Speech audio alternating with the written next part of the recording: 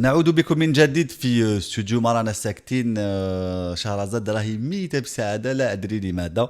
021 78 21 45 021 78 24 45 et nous avons un autre appel, Monsieur Reda Amrani, notre expert économique, notre consultant. Allô, allô. Oui, bonjour. Bonjour Monsieur Reda Amrani, où je t'entends la basse. Alhamdulillah. Ça fait plaisir de vous avoir avec nous, j'espère que vous allez bien. Alhamdulillah. Alhamdulillah ya Rabbi. Confiné. Confiné. Ah oui, on en a oublié le sujet du jour qui est est-ce que faut-il en fait fermer ou pas les magasins qui ont été rouverts la semaine dernière. Mais avant ça, on va parler de Eider Allah yarhamou. Je préfère. Bien sûr, c'est plus urgent et voilà, c'est. Oh, ok. Et je pense avoir compris que vous aviez au conditionnel, je le mets un lien de parenté avec Eider. Non, non, lien d'amitié avec D'accord. ses cousins, Oui. cousins germains, comme ma famille, donc avec sa tante, sa soeur à son père, D'accord. une femme merveilleuse. C'est terrible, c'est ça. D'ailleurs, ils ressemblent physiquement, ils ont le même visage. Oui. Voilà, donc c'est Racontez-nous une anecdote que seul vous connaissez de Eider. non, je peux pas. Aujourd'hui, non, et tout le monde va parler. Non, je préfère Laissez couler un peu. qui dire quelqu'un de profondément algérien, quelqu'un de terrible. Il vient de mourir, le pauvre, pendant 2 mois, il n'a pas pu voir ses enfants. Il était à Paris, confiné. Oui. Il a fallu qu'ils appellent le SAMU. Il voulait une pneumonie, quelque chose d'assez grave. Donc, il fallait l'évacuer sur l'hôpital. Et c'est à l'hôpital que ses enfants l'ont rejoint un quart d'heure et un quart d'heure avant sa mort. Et c'est D'accord. un monsieur qui est resté algérien. Il n'a jamais eu la nationalité française. Il n'a pas eu, il avait sa carte de résidence. Il était kabyle au fond de l'âme. Il avait son assiette kabyle, sa cuillère en bois kabyle pour manger son couscous. Et son couscous était presque quotidien. C'est quelqu'un qui est resté. Il portait d'ailleurs une bague familiale avec une bague d'Haïti. Oui. Oui, c'est quelqu'un mais qui est d'une pudeur, même ses chansons, sa musique et à l'image de la tradition, de la culture algérienne profonde, la culture de nos montagnes, Oui. c'est-à-dire la pudeur. Vous pouvez prendre tout son répertoire. Toutes ces chansons, on peut les écouter en famille. Oui, c'est Ça vrai. reflète qu'il voulait cette pudeur de respect du père, de respect de la mère, ne pas regarder sa femme en famille. C'est Oui. comme si elle était là et qu'elle n'existait pas pour lui. C'est une marque de respect dans notre culture. Ne jamais fumer, même l'anecdote si vous voulez, Oui. lorsqu'il a chanté à la radio, un réveil nous va. Oui. Il rentre à la maison, sa mère elle lui dit, j'ai entendu, il y a un grand chanteur, il a chanté une chanson terrible, extraordinaire cette chanson. Alors que c'était son fils. Il n'a pas osé lui dire que c'était lui, qu'il avait un nom d'artiste et dire. Parce que, allez, à cette époque-là, et ça reste encore dans nos familles, faire de la musique, faire du théâtre, du cinéma, c'était péjoratif, c'était Oui. quelque chose de correct. Oui. Vous comprenez? Donc, mais ça, Il y avait de la pudeur, de quoi. son œuvre, toutes ces chansons qui sont des poèmes avec de la belle musique et tout, mais ce sont des choses où il y a énormément de pudeur, énormément de retenue. Oui. Vous pouvez aller au spectacle, voir et dire en famille avec vos gosses, avec vos grands-parents. C'est vrai que c'est le chanteur de toutes les générations, en fait. Toutes les générations se Il y a retrouvent en lui. cette culture, cette éducation, ces valeurs morales. Oui. C'est quelqu'un qui a été aussi profondément touché.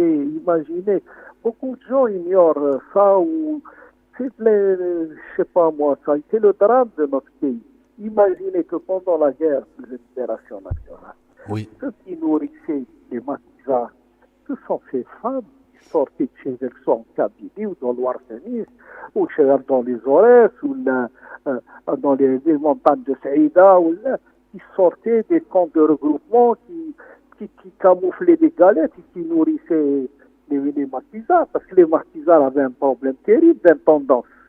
Eh bien, imaginez que ces femmes kabyles, ces femmes Oui. à l'indépendance, lorsqu'elles arrivaient à avoir de l'électricité à la maison, elles écoutaient la radio ou elles voyaient la télévision, elles ne comprenaient pas les informations, elles ne comprenaient pas ce qui se disait. Oui.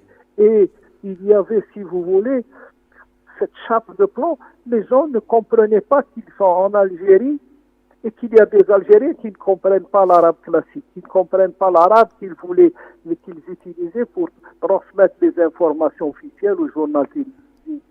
Oui. Il y avait toute une Algérie qui était marginalisée. Et c'est ça qu'il a ressenti. C'est ça ce qu'il a exprimé dans ses chansons. C'est pour ça qu'il a repris, si vous voulez, toutes ces vieilles chansons, ces vieilles histoires de ces veillées familiales.